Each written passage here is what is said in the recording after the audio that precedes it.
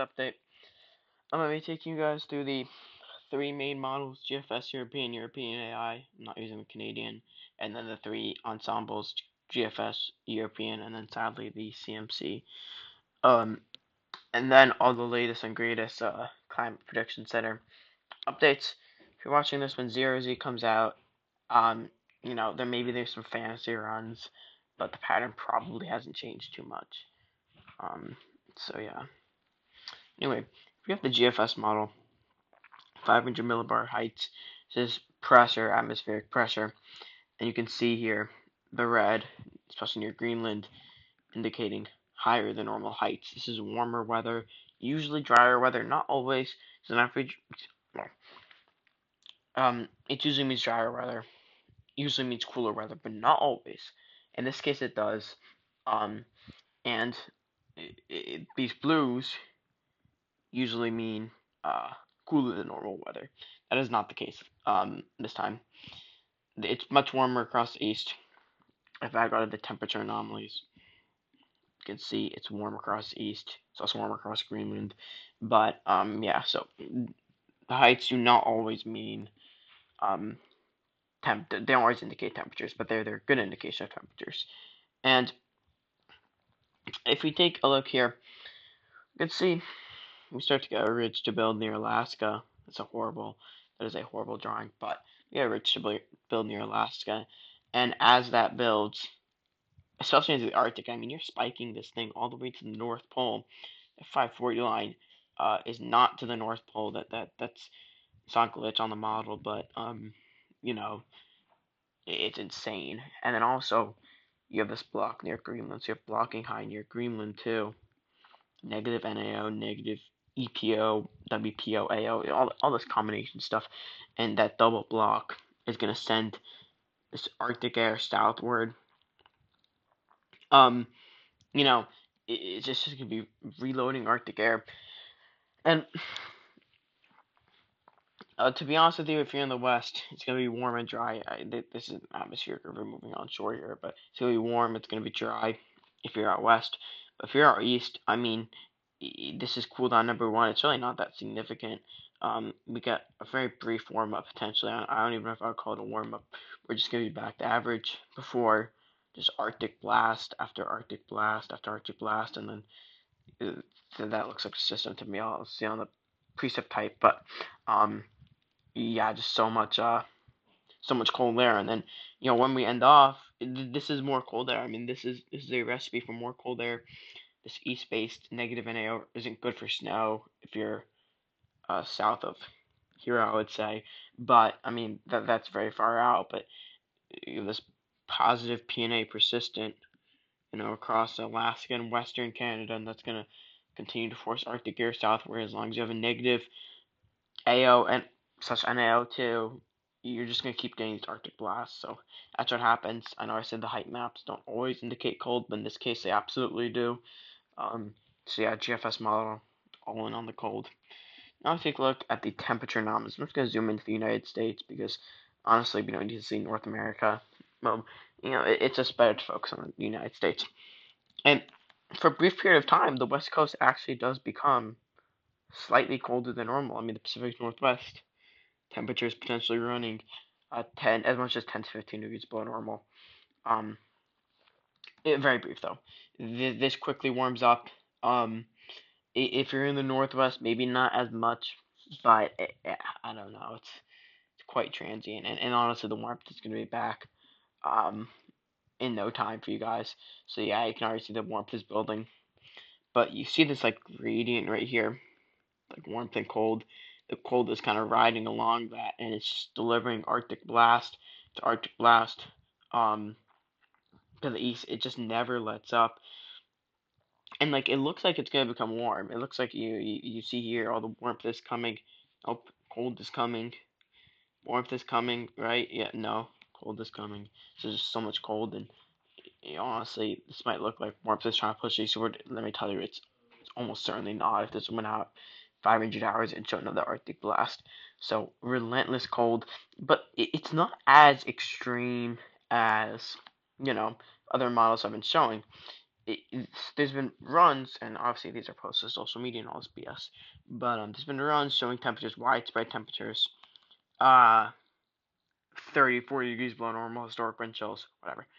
And it's nice to look at. It's actually not nice to look at. I don't hope that happens, but it's not good to post and then like say it's actually gonna happen. That's not good. It's one thing to joke post it. But anyway, there's a bit of a side rant. This does show dangerous temperatures, especially in Missouri. Missouri seems to get hit pretty hard by this model run. I don't know why. And like the Tennessee Valley area, I don't really know why it's doing that. It's I wouldn't focus on specifics as far out. I mean, it's too I don't know why that's there. It's too it's way too hard to focus. It's way too far out to focus on specifics. Um, but yeah, very cold there and just warmth persisting out west. I mean, that's the GFS model. I don't Let's take a look at precip type. Now, there's not, like, obviously over 200 hours, don't really believe anything it says, but this is the precip type. You have this low pressure center that's going to cut to the north and west, or maybe it's southeast, I don't know, but talking about I-95, it's going to cut to the north and west, bring some snow to northern Indiana, northwestern Ohio, and parts of southern Michigan. Not going to be a terribly heavy snowmaker. There are winter storm watches in Appalachia, I believe, at least, like near West Virginia, because that's my area. I don't know about other areas, but some back end flakes are possible, but not nothing too impressive. It's not going to be like a foot of snow, snow in Maine, snow in upstate New York, snow interior, and we get this weak clipper system to move through. This is something that's been on models, ensembles, try to show it too. Could we get some flurries east of the Appalachians? Maybe some snow showers just west of Appalachia. Appalachia sucks. But yeah, this is light. This is maybe a coating to an inch, if that. Um, Atmospheric river looks like is moving on shore. Again, mountain rain, coastal snow, usual stuff for them. Um, and this is when we start to really settle in our cold. Um, we really get cold at the beginning of the week. You can see this blue 540 line. This isn't necessarily the freezing line. It's sort of it's an odd thing. You can get above freezing surface temperatures, even above slash below this line. So don't take this as a freezing line, but the 540 line, it's dipping far southwind. That's gonna signifies dip in the jet stream. Um, you can't really see here, but we're starting to build this ridge out west, a positive PNA, and just surging that warmth back there, positive PNA, and just getting all that cold forest eastward. That doesn't look great, but whatever. You're getting that cold forest eastward, and that's a positive PNA. You couple that with higher pressure near the Arctic, that take the Arctic blasts, and especially in the east. And this is where you get our storm. This is a Miller B type storm. So this is where it takes a storm track across all the country. It doesn't have a low pressure associated with it, and then theoretically it cuts. I mean, the low pressure cuts, but theoretically it transfers off to the coast, and where it transfers like goes like this, then stops, and then transfers, and where it transfers, I don't know. It could transfer anywhere in there. These are not good, but it could transfer anywhere on the coast. Or transfers more south on the coast, like right here. Better for like the Mid Atlantic, DMV. It transfers right here. Better for New York City, and that's too far out. But the point is, probably Miller B. These are not Oh, it transfers it south. There's two lows associated with it, but there's no moisture. There's barely any moisture in New York City, so it wouldn't be terribly heavy. Maybe some slightly heavier snow near Boston, but we'll see. Anyway, um, that's that. Then we get this. This looks like, oh my goodness, it's about to be fantasy Miller A. Yeah, no, it just totally kills the system. It suppresses it to the south and east.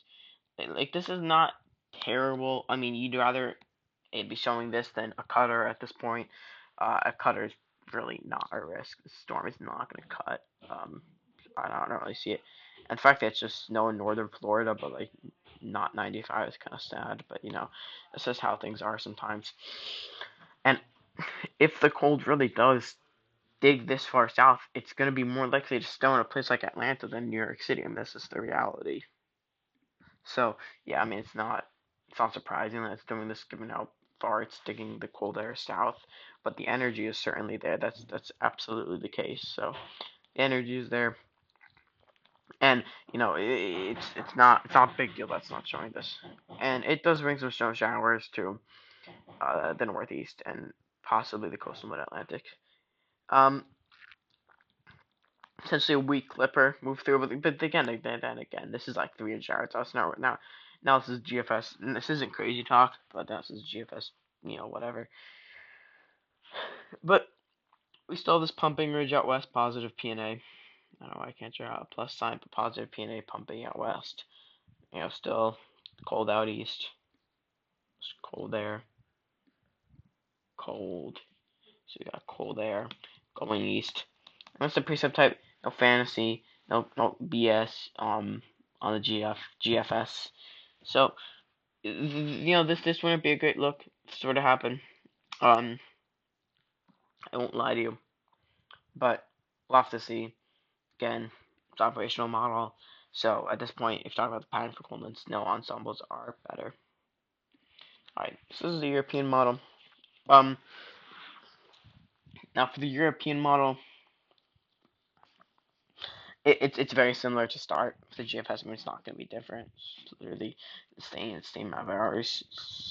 Very short, in a very short time frame, very short range. You're not going to have all disagreements. So the start, it's very similar. You get this pumping ridge out towards the Arctic. You get this negative NAO block. Then you start to get a more of a western-based NAO. This west-based NAO is better for the south, so better for like it depends on the strength of the NAO. It depends on the exact location of the NAO, depending on how far south the cold digs. But it's not good for New England. I mean, that's what I'll say.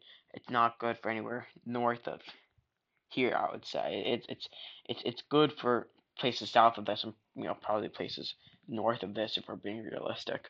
And that just depends on specifics, how exactly other things set up.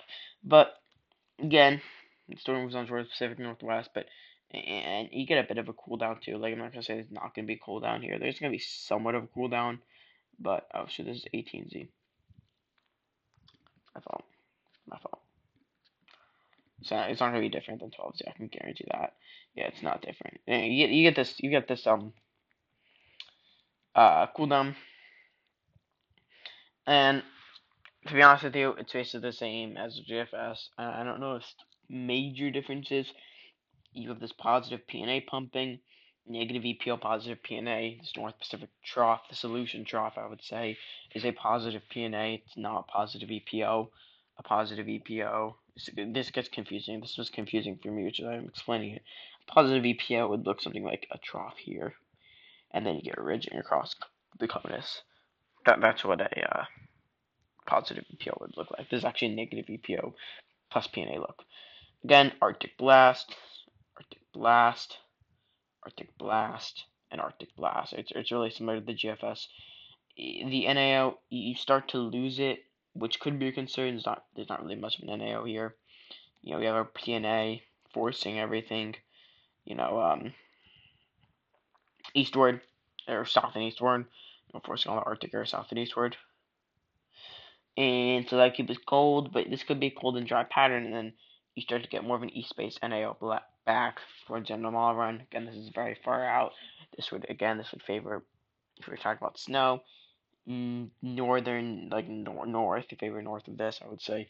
But it doesn't mean, for example, DC or like Philly or St. Louis. I'm just listing cities. Columbus, certainly West Virginia, Raleigh, maybe less Raleigh, Nashville. All these cities.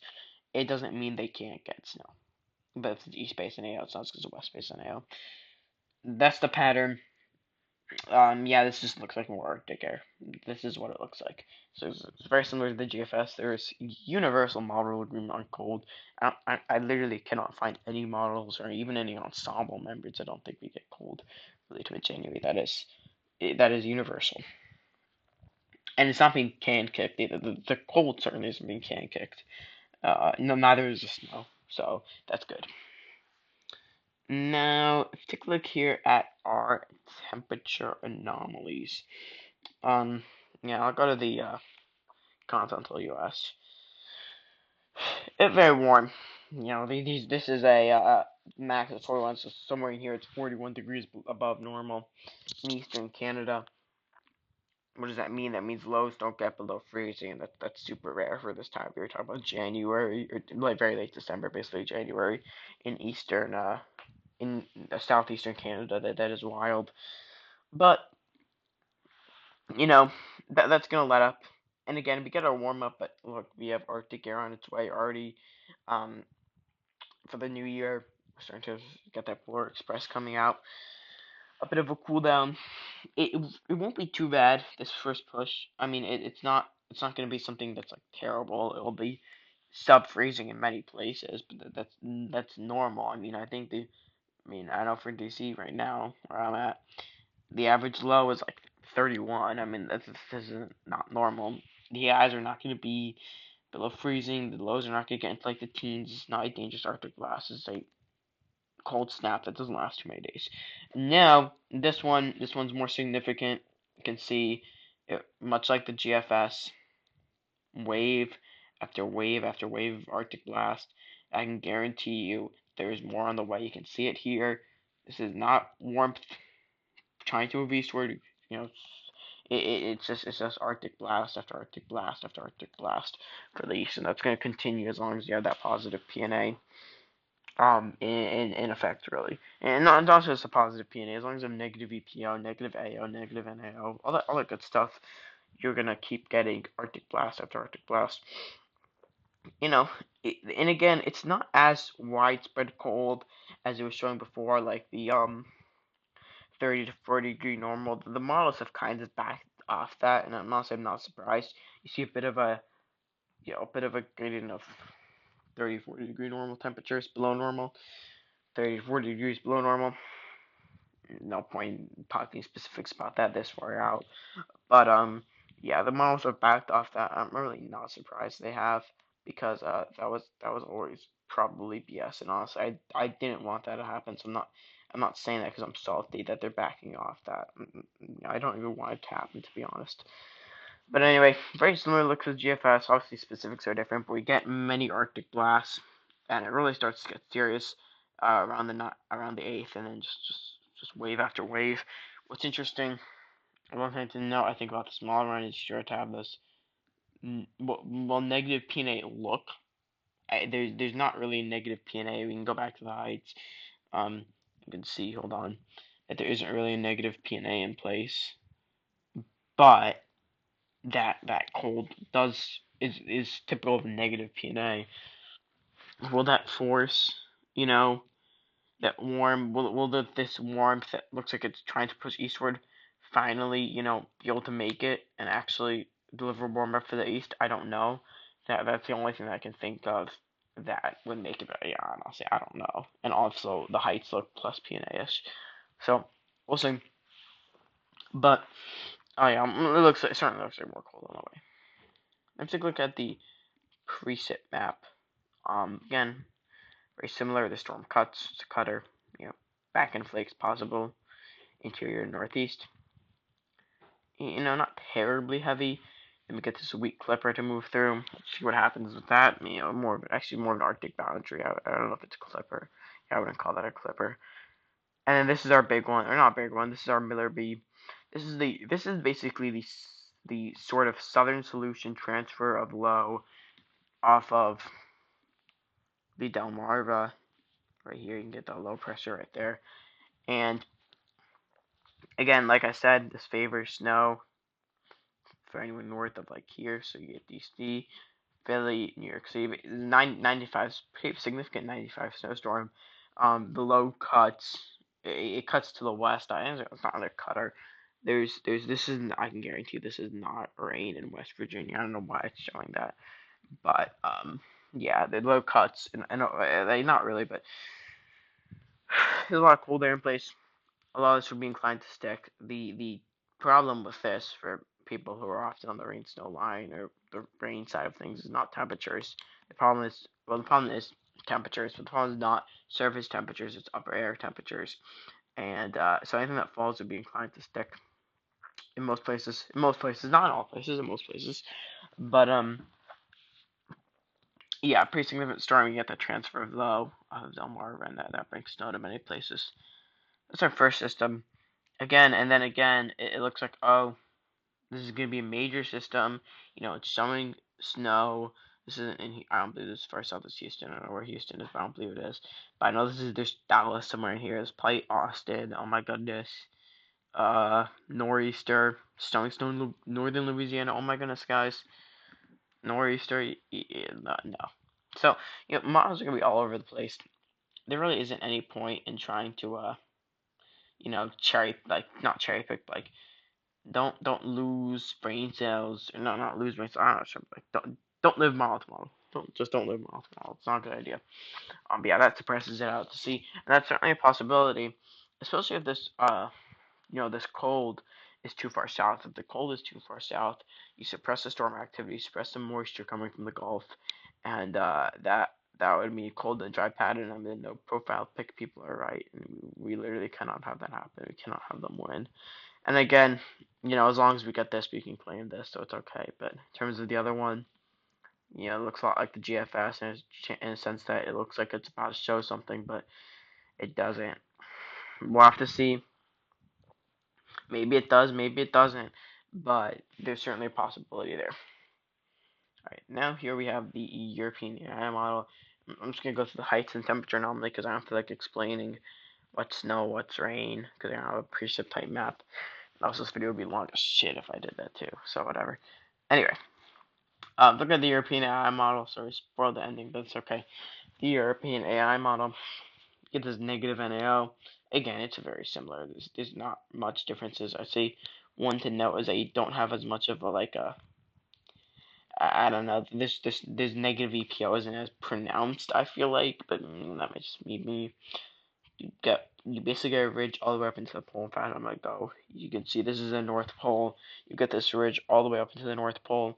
Believe me, the North Pole is not above freezing. It never gets above freezing in winter. At no point in the atmosphere is it above freezing. It's just well below freezing, 850 millibars. It's certainly below freezing at 2 meters. That's not some sort of crazy thing. It's 5.9 is not the freezing line. Just so much I say. Anyway, I'm gonna go back to North America's Northern Hemisphere's too big a look, but that was just something kind of cool. Anyway, negative NAO builds, blocking high pressure. It's Triple H, but whatever. Blocking high pressure, constant model agreement on that one too, and we get this building positive PNA, negative NAO, and that's gonna funnel Arctic air. So honestly, there's a remarkable model agreement on this Arctic blast. There's model disagreement on the severity, where exactly it sets up, and then high pressure is now useless. There is now low pressure. This indicates a positive NAO. What does this mean? Well, this means that our big snowstorm chances are gone. Now, this doesn't mean our cold chances are gone. You can see there's still a dip in the jet stream in the east. So, a dip in the jet stream in the east. And you still have a pretty persistent positive PNA. We also have a 50-50 low. I'm not going to get too far ahead of myself because this is very far out. But this wouldn't eliminate snow chances, but this would eliminate big snow chances. You need that negative NAO for big snow. But anyway, yeah, so positive PNA. And yeah, so your AI, very similar. The ending is a bit different with that negative NAO being gone. That would be bad for snow chances, not necessarily for cold, although maybe it would eliminate some like Arctic blast potential. So anyway, that's the Euro AI heights. If we declare the 2-meter temperature anomalies, this at hour 360, I do not want that. It's just a little less impressive at the end, that's all I'll say. But you get this warmth, and then again, preform for the Pacific Northwest, then Arctic air on its way. Um, again, not terribly impressive. What is impressive is it gets us negative 30 degrees below normal temperatures all the way down to the Gulf. That's pretty impressive, I would say. We'll see if that happens. This looks suppressed because first off the cold digs, so we don't want that. We want the cold. We want not southeast ridge. Southeast ridge isn't good for like the northeast and 95. Maybe further north it is. But you really don't want this if you're in the deep south. You definitely want this south cold. If you're in if you're north of here, I would say you probably don't want this far south of a cold, and well, west of here or something. I don't know, but don't want that. But anyway, um, as we're in the model run, there's no significant cold blast on the way. This actually looks like legit warmth finally trying to penetrate the east. But then again, I've seen this tone on the other runs where it looks like warmth is finally trying to win out, and then it doesn't. So we'll have to see. We'll have to see. But cold remains, but maybe warmth coming back. And honestly, I don't want warmth. I want cold. So hopefully the cold wins out, which it definitely is on this model and all the models. All right, so that's the other operationals. Now look at the ensembles. The ensembles aren't going to look as impressive. The reason why is their 50-member mean. This one's like 30. I don't know off the top of my head. This one's a 30. It takes 30 ensembles, 30 ensemble members. So like imagine you're in a theater performance. I'm not a theater kid, right? But there's like the choir, right? No, whatever. There's some thing called the ensemble, and that's a bunch of different people who sing and do nothing because they're shitty actors, I guess. I don't know. Anyway, like imagine the ensemble members like a choir, and you put them together, and actually it's a bad analogy, but whatever. Anyway, it's a bunch of models that you average out. Either way, it looks impressive towards the start. As it ends, it starts to get flatter, but whatever. Again, very similar to the operationals. Spiking ridge, spiking negative NAO, AO. Nothing new here. We get our first shot of Arctic air, potential for a storm system. We'll have to see. We'll have to see about that one. Then we get our connection here with this 50-50 low, and then we get this like sort of, I don't know, not energy. And this is like the God setup. This is a godsend. I didn't harp on it too much with the operationals, but if you look at this ensemble, you cannot draw it up any better. You got this positive P&A ridge. I suppose you could have this a bit further west. I guess you could have it centered further over like Montana, but we're not going to be picky. This is a great setup. Get this dip in the jet stream. There's a lot of that is a horrible line. But the point is, this is a godsend. You have this positive P&A, a dip in the jet stream. You're funneling cold air, so cold air is not a problem. Negative NAO. The only thing that I don't really like about this is that the NAO, it starts to retrograde eastward. If it's just an eastward NAO, it's not a great look, but we start out with a westward NAO, and so we'll have to see what happens with that. But anyway, we also have this 50-50 low near Newfoundland, also good. So yeah, that's literally the God setup, and honestly, all the models just not disagree, agreed. And again, looks like more cold on the way. We continue with this dip in the jet stream in the east, so more cold. And we also have this West Bay's NAO, which is better for Philly South, I would say. But yeah, that's maybe New York City South. I don't know, they're not that far apart, Philly, New York City. But yeah, that's the GFS run. Again, looks like more cold on the way. This Arctic blast doesn't let up. And it's actually waves of Arctic blast. This this warmth doesn't let up in the west. The cold does not let up in the east. That is the name of the game. And you can see the 549 pretty much permanently just staying. And this is not the freezing line, but it kind of gives you a good idea. where frozen precipitation might fall, pretty much just stays permanently below, uh, right here, I would say. Yeah, it just doesn't go above that. So we'll have to see what happens. But yeah, very significant Arctic air intrusion on the GFS ensemble. Now, temperatures aren't going to look nearly as impressive as the operational because they're factoring in many whatever members, but they still look quite impressive. That's our 246. Again, it looks very similar.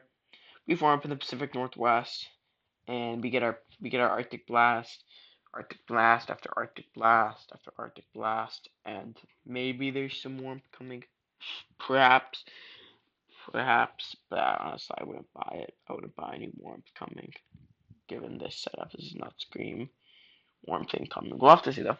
We'll have to see. And it's possible this tropic is trying to retrograde westward, but we'll have to see. Anyway, so that's the GFS ensemble. Very cold. They're really not different than the other models.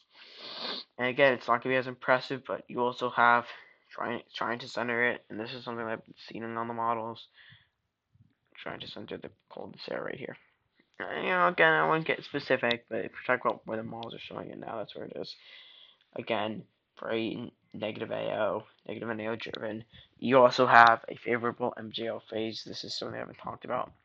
The MJO is moving into phases 7, 8, 1, 2. And maybe not, move into 8. Hopefully it moves into 8. That's uncertain at this point, but we'll have to see what happens. So, the MJO also affecting this. And yeah, of cold in the east. We look at the European ensemble now. 0 guy, so I'll come out, see what it does. Hopefully it clutches up. Anyway, again, very similar. You're not gonna get anything different. Really, the ensemble is a really good agreement potential for a system here. Then we get our God set up. This is a godsend. I won't say godsend, but yeah, it's really good. Positive PNA builds. Again, you could have this a little further west, but I'm not gonna complain. It's a really good positive PNA. We have our negative NAO. I'm not gonna say this is west or east based. This looks very east based, but the higher heights are more western based. So I have trouble with that. That looks like a pretty neutral NAO. And then well, it's going backwards. 50-50 low, obviously, in New Newfoundland. And then yeah, as you advance the model, this looks like more cold on the way, more positive PNA, negative NAO, negative AO. So I'll have to see what happens there. The one thing that looks like it's happening here, and honestly, we need to go to the global really, is you start to see this ridge. It's hard to see. I mean, it's not hard to see. So there's a ridge trying to build near the Aleutians. That would indicate a negative PNA. Again, it's early. That's the one thing here that indicates maybe this shifts eastward positive. But yeah, that's getting ahead of myself. Point is, European ensemble agrees cold east, and we get our god setup, or I would call it a god setup. This is a very good setup. It could get suppressed out. It's not impossible that the storm, not the storm, but the moisture gets suppressed in the Gulf. Everything's out to sea. But you just need one. You need one lucky one to phase with the polar jet, and then you get your big nor'easters. This is East Coast nor'easter. One piece of energy. That's all it takes. South European ensemble, because of the temperature anomalies. United States. As you can see here, the United again. There might be a little bit of disagreement on them, like the exactly how cold it is. It's a little warmer. It's not really that much warmer. It's about the same amount of warmth. To end up, and that is actually a remarkable warmth out in Western Canada this far out. Almost as remarkable as this cold in the east this far out. That much universal cold. Another thing this will do, these Arctic blasts will continue to cool the Atlantic. The Atlantic probably will end up below average. The Atlantic coast, and something I've talked about, The Atlantic coast will probably end up below average after these Arctic blasts, and maybe even the Gulf. I mean, if it just digs as far as it's showing in the Gulf, can end up below average. This is going to help us mainly in March. In February, temperatures climatologically are still pretty cold. You don't really get that much warmer in February. February is about like 2 degrees colder than January. It's colder than December. The idea that it can't snow after mid-February is a myth. Even with the sun angle, I mean, the sun angle doesn't determine temperatures or snowfall, or else November would be as snowy as January. But anyway, February. But February, the SSTs are important, but where they're most important when temperatures start to warm up quite a bit is March. So March, you really don't want warm oceans, and if we get these cool downs, we can get these cool downs, we'll start getting those cooler SSTs.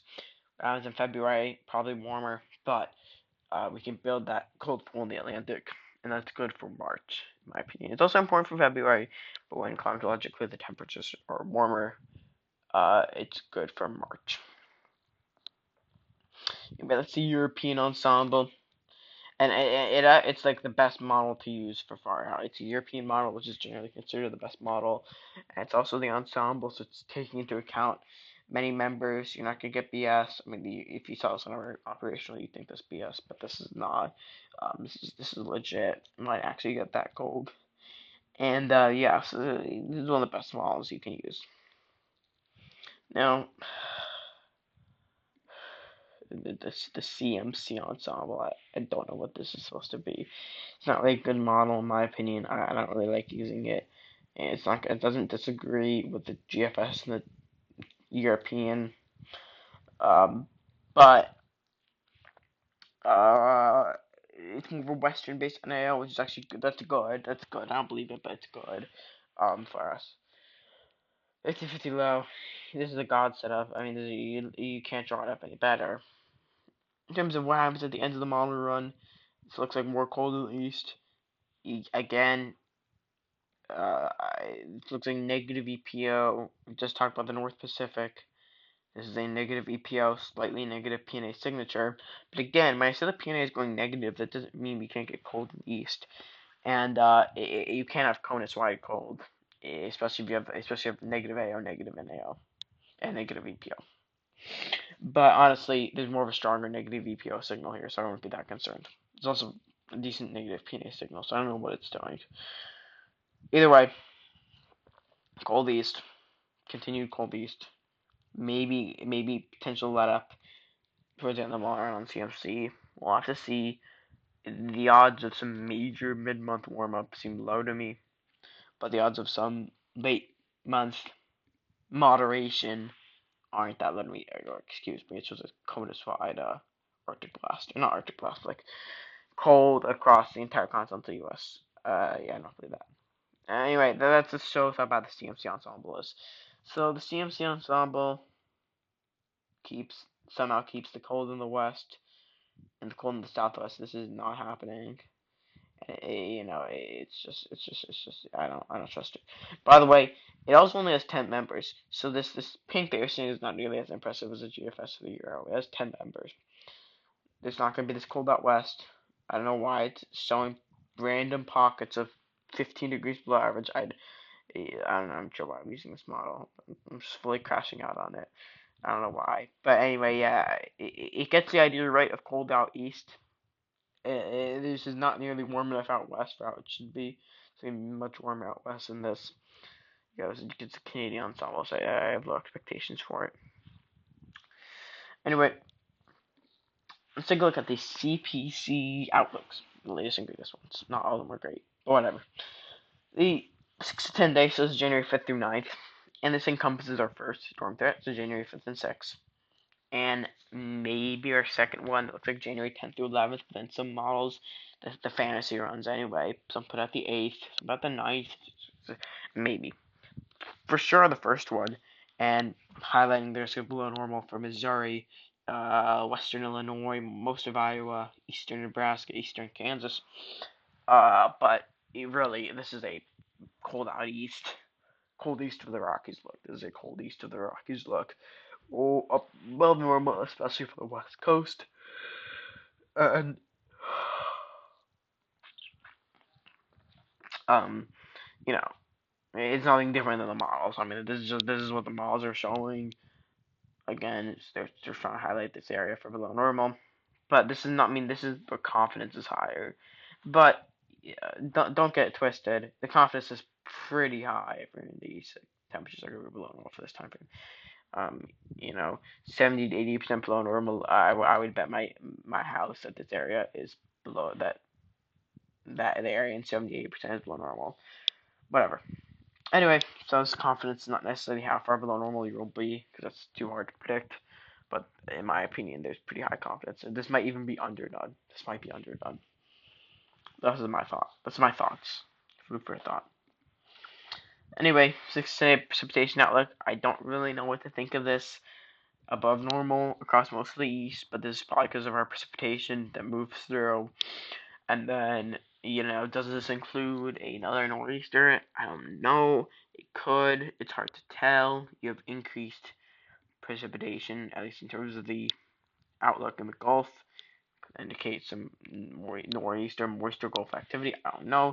You're trying to tea leave this, tea read this, the tea leave read this.